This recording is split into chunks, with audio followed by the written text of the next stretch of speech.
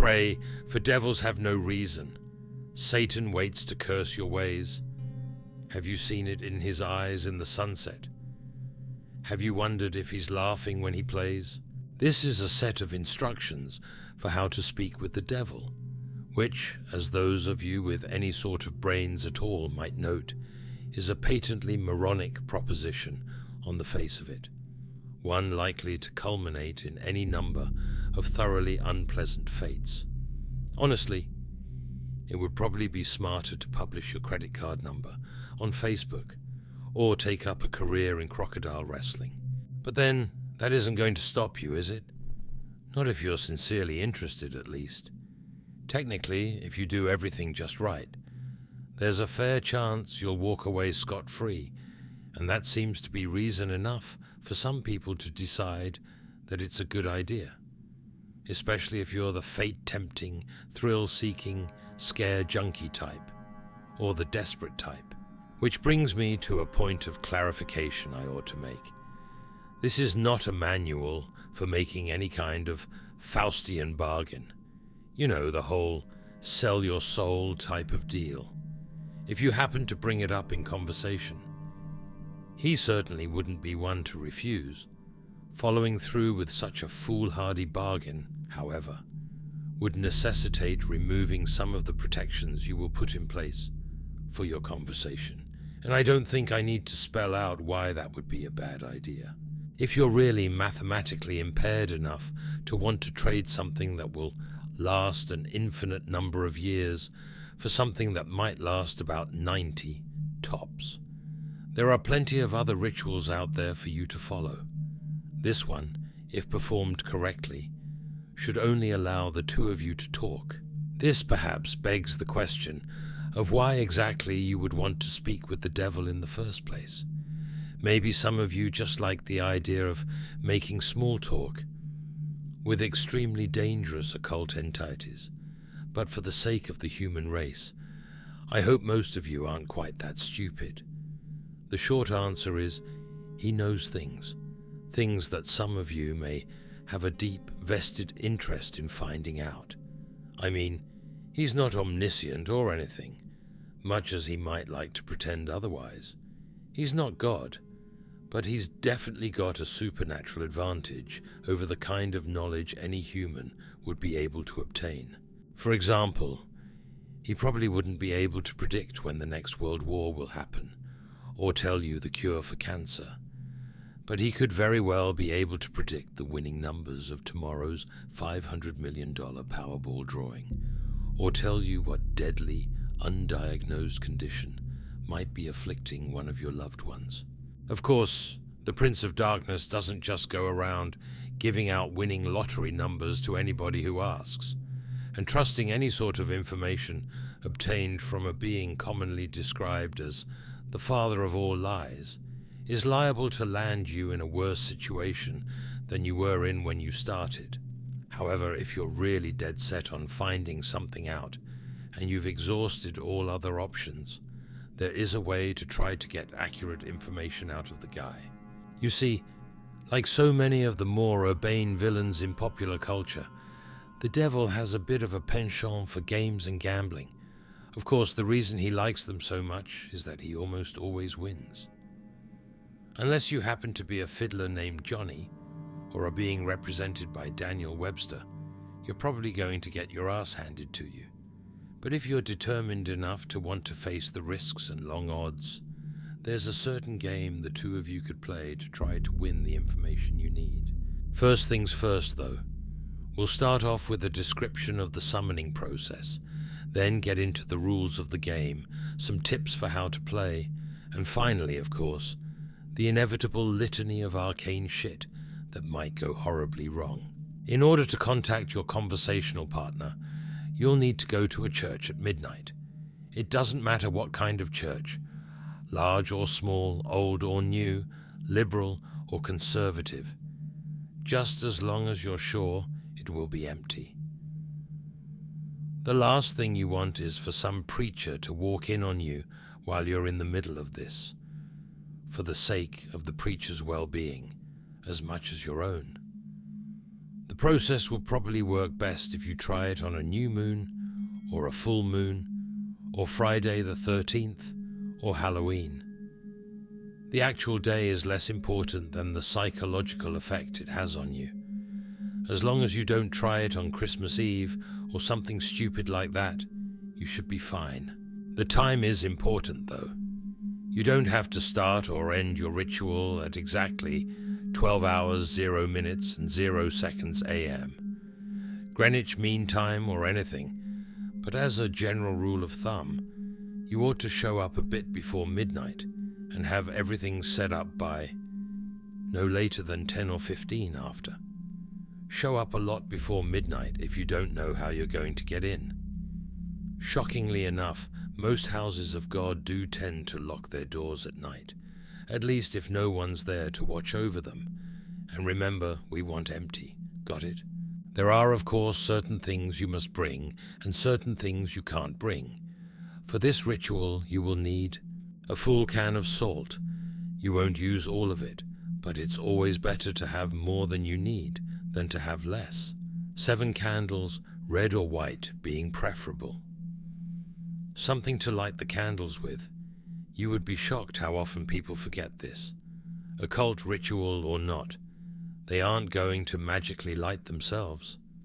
A length of red string, rope, yarn, or thread. A full-length floor or wall mirror. Ideally, you'll want to find one of these already present in the church. They're a bit unwieldy to be lugging around with you during a break-in.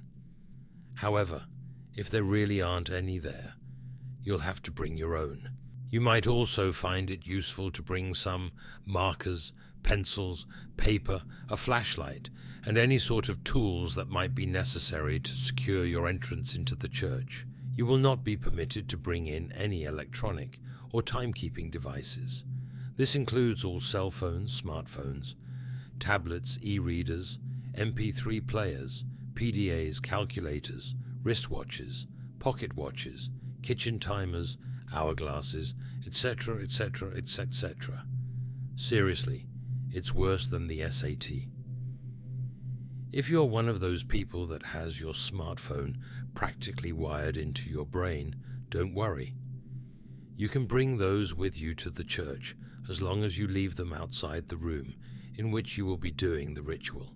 If you brought a flashlight, helpful for finding your way around without attracting unwanted attention, leave that outside too. Also, don't bring in any sort of religious paraphernalia to protect you, especially if it pertains to the Abrahamic religions. And yes, if those gothy black cross earrings you're wearing are hanging right side up, they count. If you have any kind of holy symbols like that with you, the devil will simply refuse to appear. Don't worry, you're not going in totally unprotected. In fact, most of your supplies are not for any sort of devil-summoning ritual, but your own protection, old superstitions and folk magic remedies to guard oneself from evil. From what I know of it, the effect's mostly based on the power of belief, so there are probably numerous other objects, artifacts, and procedures that would work just as well. If you'd like to risk being left helpless at the mercy of the devil in order to test that theory, feel free to experiment. However, for anyone without a psychotic death wish, I'd recommend sticking to the ritual as follows. Once you're sure you have all the right supplies with you, make your way into the church and find some place to set up. It can be anywhere from the main sanctuary where services are held, to a Sunday school classroom, to a walk-in supply closet, as long as you have a sufficient amount of open floor space and are certain not to be disturbed. Set up your mirror first. This is where the devil will appear when you summon him. As such, you mustn't complete the summoning until you've laid down certain wards around it. First, surround the mirror with an unbroken circle of salt. If it is hanging on a wall or door, lay down a semicircle around it instead, making sure that the salt touches the wall at both ends. Then wrap your red string around the mirror several times. The color red, especially red string, is symbolic of protection in the folklore of many cultures and religions. This is also why red candles are a good idea. Speaking of the candles, set them up around the outside of your circle or semicircle of salt, spaced at relatively even intervals. No, you do not have to get out measuring tape and align them perfectly, but do at least try to make it look as though it was set up by someone old enough to be trusted with matches. Light the candles in a clockwise fashion, being careful not to disturb the salt. If you break the circle, you'll have to start all over again. Once all of the candles are lit and burning strongly, your protective wards are complete. You are now ready to proceed to the actual summoning. To do so, you must first get the devil's attention and demonstrate your resolve by performing some sort of sacrilegious act in the holy space. Turning a crucifix or cross upside down is fairly conventional, but it's not the only option. For example, I know of a kid who once fulfilled this requirement by scribbling obnoxious graffiti all over a painting of Jesus's hanging in his Sunday school classroom. The nice thing about turning a cross upside down is that once you've finished your encounter, assuming you've survived it in one piece, you can just flip it right side up again, and no one's the wiser. Sidestepping the relatively minor but still irritating risk of having your Sunday school turn into a reenactment of the Spanish Inquisition for the next month and a half. After you've finished doing whatever offensive thing you decide on, shut all doors to the room and turn off all of the lights so that the space is lit only by the candles. Face the mirror and stare deeply into it, concentrating on your desired outcome. There are no incantations, no arcane strings of Latin you have to recite. Just look into the mirror and wish as hard as you can for the devil to appear there. After a few moments of this, when you feel ready, close your eyes and count to 10, then open them.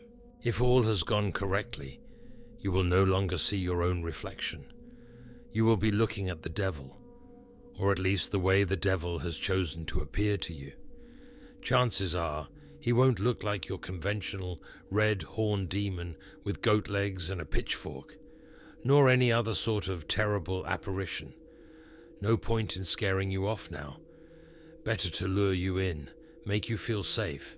To that end, he generally takes on the appearance of a fairly average, nondescript human being. If anything, he's prone to vanity and will lean towards the more attractive end of the spectrum. The only really frightening part of him will be his eyes. No matter how hard he tries, he can't hide the sinister gleam smouldering deep within them, the malevolent amusement and hunger, like the eyes of a spider contemplating a fly struggling in its web. They're supremely confident, those eyes, and without pity. Don't look into them too deeply, or you'll begin to feel helpless and paralyzed with dread, losing your hope and will to fight. Since you'll probably just be standing there staring at him in shock for a few moments, having on some level expected for the ritual to fail, he'll initiate the conversation by asking you what it is you desire from him. If you can gather your wits enough to string together a coherent sentence, you should respond with something like, "I wish to challenge you in a game of question and response." Even if you don't get the words exactly right, he'll know what you mean, and he'll accept your request with a wide, predatory grin of anticipation. He's been playing this game for a long time, you see, and he's very good at it.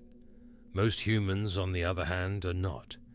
This gives him a chance to, at the very least, thoroughly mess with your mind, and at most, well, we'll save that for the litany of shit that could go wrong. You'll have to play it very smart to avoid justifying his expectations. The general rules to the game are very simple, with a few caveats that can make things more complicated. He'll begin by asking you a question. He always initiates the game. It can be anything, From a piece of obscure trivia, to a riddle, to an extremely personal inquiry. Don't worry. You won't be immediately plunged into hell if you say the wrong answer or anything like that. As a matter of fact, he won't even tell you whether you got the answer right or wrong. After you've answered his question, you get to ask him one in return. Now, here's where the consequences of your response come in. If you answered his last question correctly, he will respond to your question as honestly and accurately as he is able. However, if you answered it incorrectly, he is free to lie to you as he sees fit. Perhaps if you've asked him something you're better off not knowing, he'll tell you the truth about it anyway. More likely, he'll feed you the most insidious, damaging lie he can come up with. Either way, after he's responded, he'll ask you another question, and the process will repeat over and over again until you decide to call it quits. Now you may be sitting there thinking that it sounds fairly easy to get the information you need. All you have to do is wait for a question you can answer correctly, and then take that opportunity to ask him what you really want to know, ignoring everything else he said. Well, it's not that simple. The devil will never give you an easy question, one that you can be completely sure of the answer to. He may instead ask questions that you have some vague knowledge of, that you think you maybe know the answer to but aren't really confident, thus forcing you to endlessly second-guess yourself, obsessing over whether or not you can trust the information he gives you next. Perhaps you'll think that what he said was a lie, wish it was a lie, but be eternally consumed by doubt, unable to fully convince yourself that you were wrong. Or perhaps you'll have to make a huge choice based on the information that he gives you, and be tormented by fear and indecisiveness as you realize that your fate, and perhaps the fate of others as well, rests entirely upon whether or not you were able to correctly recall some arcane piece of trivia that you don't even remember now. You'll never remember the exact questions the devil asked you, by the way. That would make it too easy for you to go back and check your responses.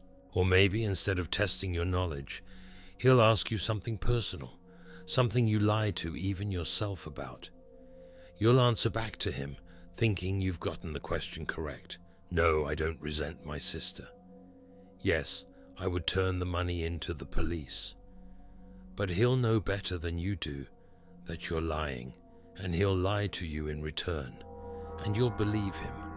You'll believe him until you are no longer able to deceive yourself, and by then it might be too late. Or maybe he won't even give you a chance to get an accurate response at all. Maybe he'll just ask you endless strings of completely impossible questions, making you more and more frustrated and disheartened as you realize you'll never be able to force him to tell you the truth. Questions like, what was the exact height of Mount Everest in centimeters in the year 1666? Or, what is the airspeed velocity of an unladen swallow? Although, knowing his sense of humor, if he ever asked the latter, he might consider African or European a correct response. There are a couple of ways to short-circuit this particular strategy, however. Additional rules and courses of action that make the game more interesting and prevent you from being stonewalled completely. In all honesty, though, he probably would prefer for you to try one of these options anyway. The first is to ask him a riddle instead of a question. If you somehow manage to stump him and he answers the riddle wrong or gives up, he'll be obligated to give you a truthful response to your next question. If he answers the riddle correctly, once again, don't worry. He won't pounce on you like a sphinx or drag you into hell.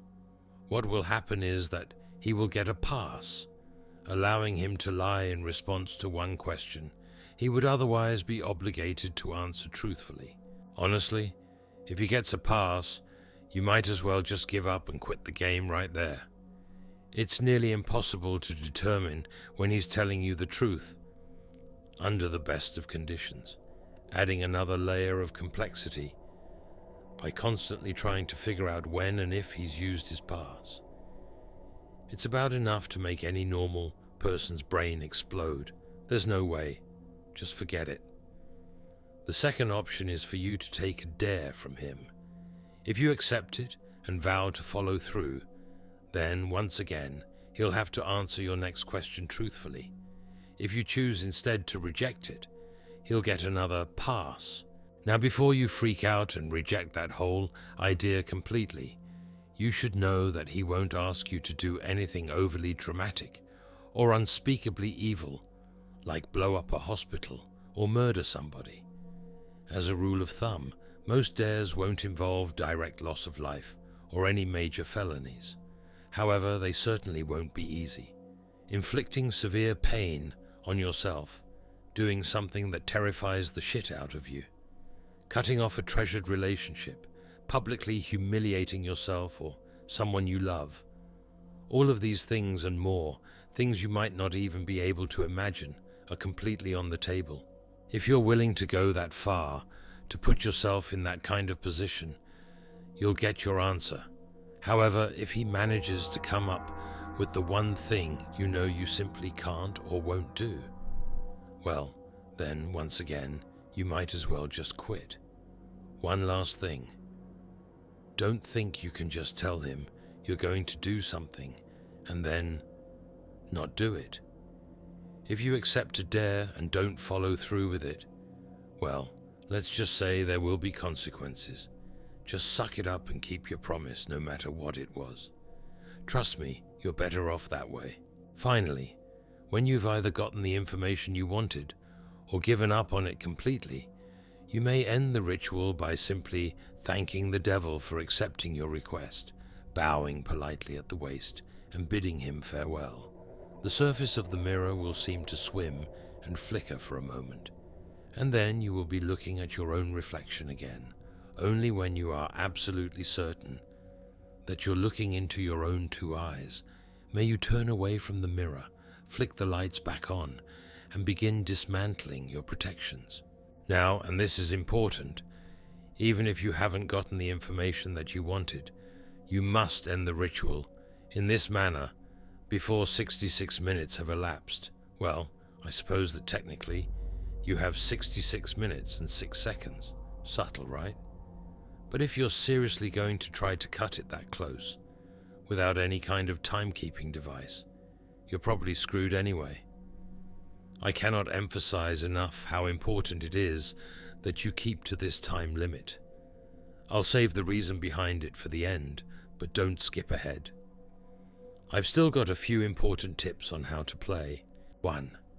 Be very careful what sort of personal information you give out.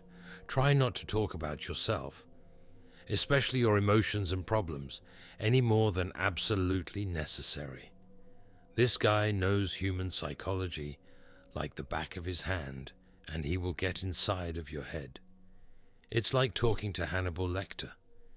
Give him enough to work with, and even if you don't believe a single word he says, he will still find ways to fuck with your mind like nobody's business. If anything he asks makes you even remotely uncomfortable, do not hesitate to lie through your teeth. There can be plenty of other questions. 2. On a similar note, try to keep the game on track and moving briskly. Unstructured interactions of any kind are to be avoided. Chances are that at some point he will try to draw you off on a tangent, discussing something that fascinates you, analyzing a response you've given him, or finding some other excuse to speak at length without moving the game forward. This is not only a waste of valuable time, but also another excellent opportunity to mess with your mind. 3. If you choose to give him a riddle, use one you've made up yourself. If your riddle has ever been written down, anywhere at all, from the pages of The Hobbit to some long-lost tome of ancient magic, he will already know the answer. That said, it still has to be a legitimate riddle, with an answer that makes logical sense from some angle. You can't just ask something like, What's green, has 10 legs and hops? Then claim for some inexplicable reason that the answer was marshmallows. Nor can you ask him a straight question like, "What have I got in my pocket?" He probably knows that anyway. There are no hard and fast rules to determine whether a riddle makes sense or not, but you're a reasonable human being. Your ancestors ate from the tree of knowledge. Please, for the love of crap, use common sense. 4. If you choose to take a dare, there is a slight chance that the devil will ask you to do something seemingly easy. Deliver a letter, for instance, or scribble a 10-digit number on a public restroom stall. If he does ask you for something like this, and you have even a shred of common decency in you, do not accept. Chances are that he's using you to further some sinister plot, one liable to ruin a lot of lives and harm a lot of people. Who knows? Maybe you're the type of person who really doesn't mind throwing an unknown number of total strangers under a bus to find out what you want to know. But at least be aware that that is what you're doing. 5. Last but not least, be very aware of the time. It might be helpful to do some practicing beforehand and get a feel for how long an hour is without a watch. The devil will probably put off discussing the things you're most keen to find out for as long as he can, and as you near the 66-minute deadline, he'll start trying harder and harder to distract you, captivate you, and otherwise keep you playing until it's too late. He'll string you along, feed you little glimmers of false hope, keep you thinking, "Just a few more minutes. I'm almost there." Don't fall for it. Don't go over the time limit, no matter what. Now you might be thinking that this game really doesn't sound all that dangerous so far. Threats of psychological damage rarely seem to carry the same weight as threats of physical harm, even though their costs are often just as great. Hate to burst your bubble, but the game is far from safe. There are plenty of ways for you to seriously screw yourself over both physically and mentally, not to mention spiritually. And it is with these that I will conclude, in the vain hope that they may make some sort of impression. First, while you are speaking with the devil, do not let him out of your sight. Keep staring into the mirror no matter what happens. He will undoubtedly try various tricks to make you look away.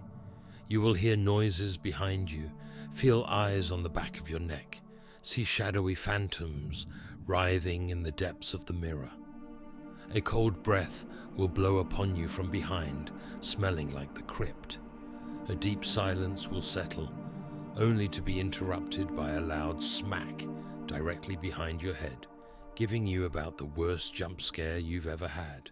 Hell, the devil may even abandon a measure of his own dignified facade and give a sudden jump of feigned shock, shouting loudly and pointing behind you with a very convincing look of terror on his face. Whatever he might test you with, you must not look away from him. If you look away, if you lose sight of him completely, even for 1 second, you will look back at the mirror to find him gone. Well, not gone. Out of the mirror, in the room, with you. Exactly how much of your body the police will find the next morning and what state it's in will depend entirely on the sort of the mood he's in. The same thing will occur if you break any of the protections laid down before beginning the ritual, interrupting the circle of salt, letting the red string unwind, knocking over a candle, or letting one go out. Any of these things will free him from the mirror, and then, well, you're all a bunch of creative horror junkies. I'm sure you can fill in the blanks. On a different topic, you may reach a point in the game, probably after a long series of maddeningly impossible questions, where the devil asks you the deceptively simple question, "What is your full name?"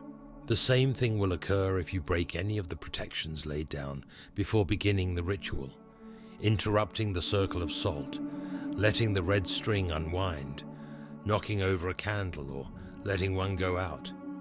Any of these things will free him from the mirror, And then, well, you're all a bunch of creative horror junkies. I'm sure you can fill in the blanks.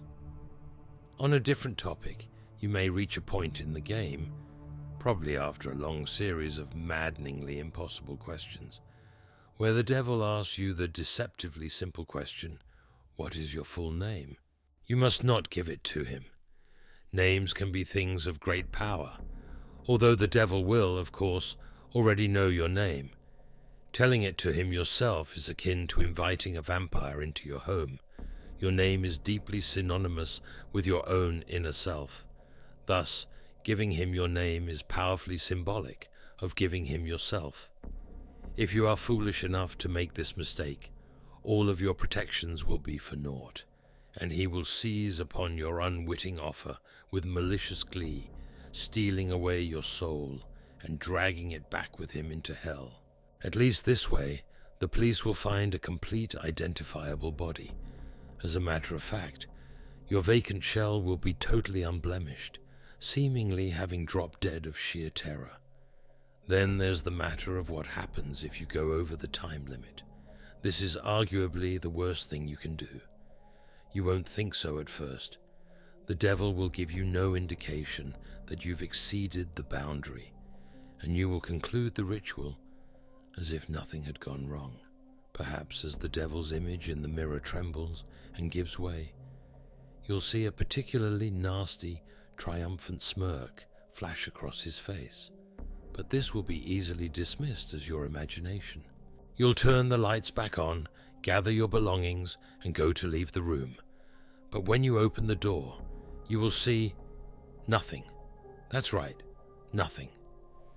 Just a flat, white void extending infinitely in all directions. Only the room which was reflected in the mirror will now exist. Incidentally, if you turn back around to face the mirror again, you may catch a last glimpse of your own reflection. Perhaps it will even turn and favor you with a smirk and a cheeky wave before stepping out the door into the perfectly normal church hallway. As you may have already figured out, you yourself are no longer in the church at this point. Your soul is now trapped in the mirror, and the devil has taken the liberty of possessing your body, now that you are no longer using it. Pound on the glass and scream all you like.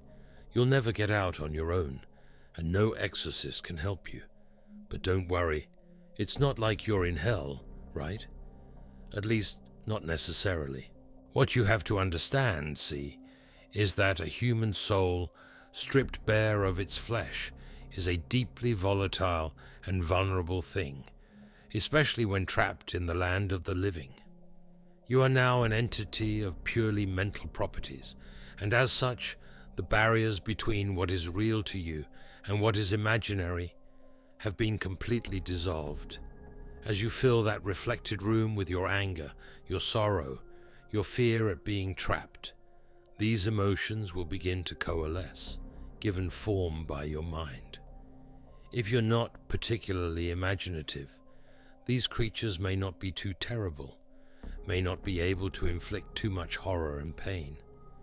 With time, you may even be able to teach yourself to get rid of them. If, however, yours is a mind haunted by monsters, a mind that is vibrantly creative and imaginative, and more than usually twisted, well, there's no telling what horrors might come clawing their way out of the maelstrom, tasting sweet release from the confines of your subconscious, hungering for your terror and suffering. They will refuse to be banished, dragging you kicking and screaming into an endless, positive feedback loop of pain and fear. Needless to say, if you're a regular patron of websites like this one, you're probably pretty well fucked. There's only one way to find release from the mirror and the world that you've created therein. They say that if you call to the devil once more and ask him to free you, he'll be willing to take you out. For the usual fee, of course. Who knows, maybe if your imagination is twisted and powerful enough to create a personal hell that leaves you begging for the real thing, those talents might be put to good use. There are over 7 billion people in the world, after all. Even the devil himself can't be messing with all of their minds at once. Talented help is always appreciated. Of course, the corollary to being trapped inside the mirror is that the devil now gets to do whatever he wants in your body until sunrise. At around that time, your body will mercifully drop dead from the strain of the possession. An autopsy will probably identify the cause as some kind of coronary event. Don't get too relieved, though. He's perfectly capable of stirring up plenty of trouble in those few hours.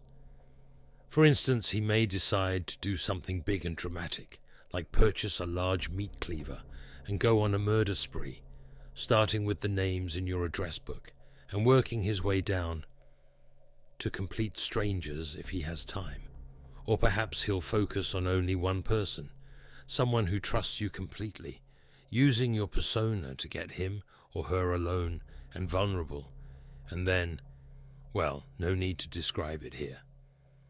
Once again, I'm sure you can think of a few things, starting to see why I called this the worst outcome yet.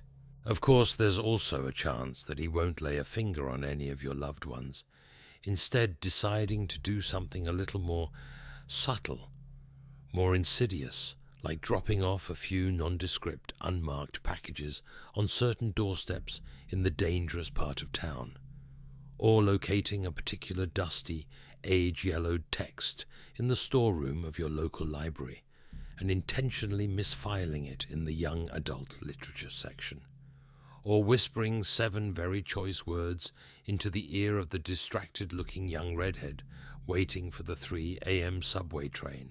Or maybe he'll decide that in this age of waning superstition, not enough people are getting interested in his games, and the knowledge of them is in danger of being lost.